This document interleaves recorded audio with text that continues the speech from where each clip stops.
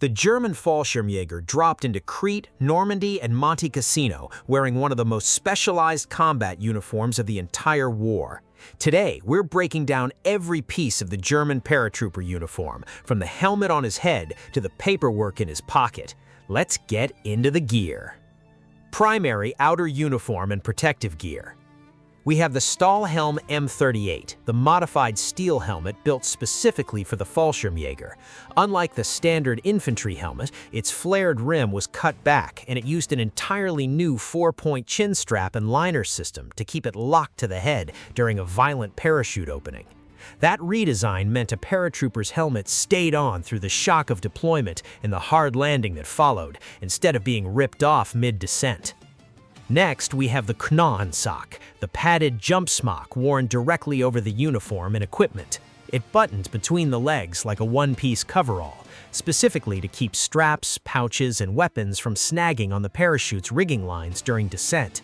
It also meant a paratrooper couldn't reach a single pocket underneath it once the thing was buttoned up, which made getting dressed feel like preparing for battle and a costume change at the same time.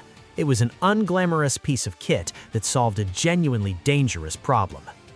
Let us continue with the Flieger-Ausgehhose, the reinforced Luftwaffe trousers worn underneath the jump smock.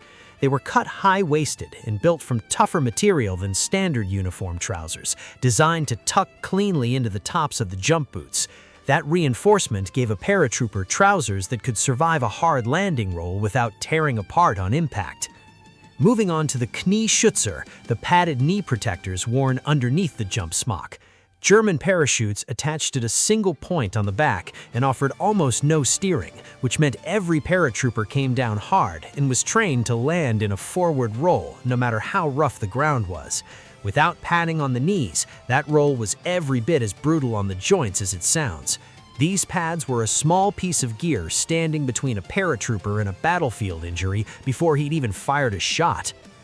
We have the Fallschirmjägerschuhe, the distinctive jump boots built specifically for the paratrooper role. Unlike standard Wehrmacht marching boots that laced up the front, these laced up the side and used a thick rubber sole to absorb the shock of landing. They were built around the same hard truth as the knee pads in the roll technique, that a paratrooper's ankles took a beating on every single jump.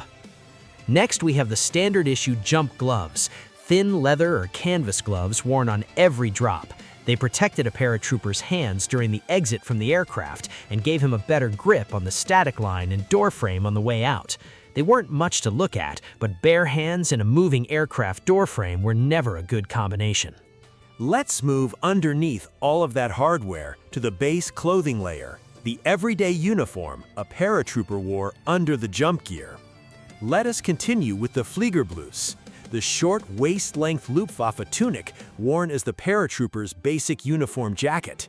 Its simple button front and closer fit made it easy to wear underneath the bulk of the Knochensack without adding extra material to snag or bunch up. It was standard Luftwaffe issue, but on a paratrooper, it did double duty as the base layer for a much heavier system on top. Moving on to the standard service shirt, worn underneath the Fliegerbluse on a daily basis. It was a simple button front shirt, no different in concept from what any other branch of the Wehrmacht issued its soldiers. Nobody wrote home about the service shirt, and that was rather the point. We have the Kragenbinde, the collar liner worn around the neck underneath the tunic. It protected the skin from the coarse wool collar of the Fliegerbinus and could be swapped out and washed far more easily than the jacket itself. It was a small comfort item, but after a full day marching under equipment, small comforts mattered. Next, we have the Schiffchen, the folding side cap worn whenever a paratrooper wasn't wearing his steel helmet. Its collapsible design let it fold flat and tuck into a pocket or under a shoulder strap the moment the helmet went on for a jump or combat. It was standard Luftwaffe headwear, useful anywhere a paratrooper needed the look presentable without lugging his helmet around.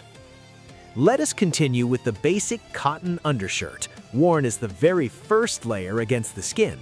It was plain, sleeveless or short-sleeved, and interchangeable with what any Wehrmacht soldier wore. It is, without question, the least interesting item on this entire list, and every paratrooper wore one anyway. Moving on to the trouser braces, simple suspenders worn to keep the Fliegerauskehose in place.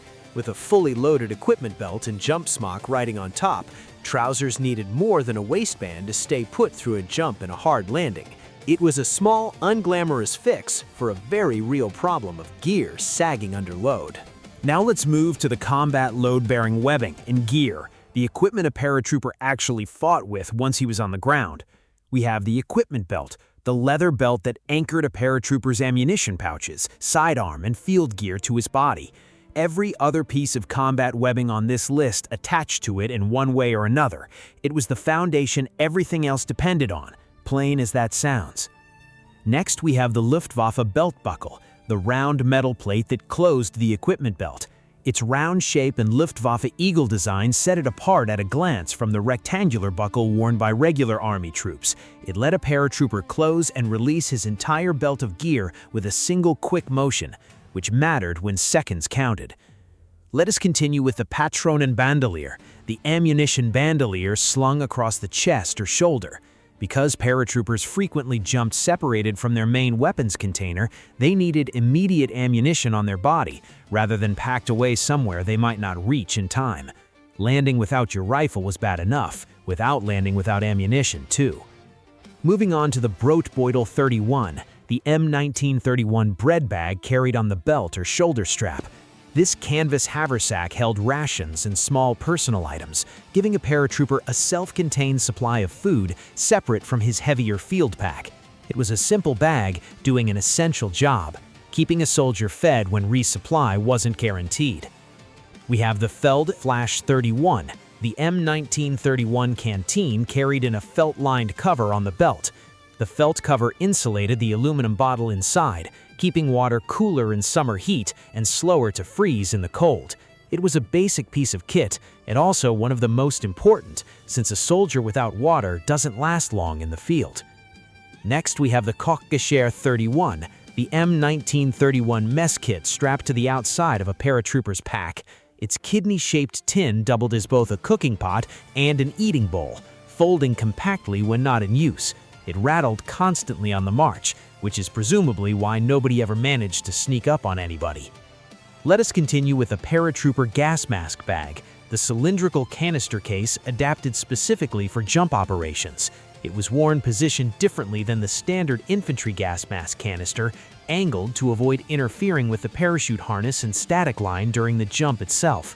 Gas warfare never became a major factor on most fronts paratroopers fought, but the Wehrmacht wasn't taking that chance. Finally, let's look at the essential personal effects every paratrooper carried on his body, gear that had nothing to do with fighting and everything to do with surviving the aftermath of a jump.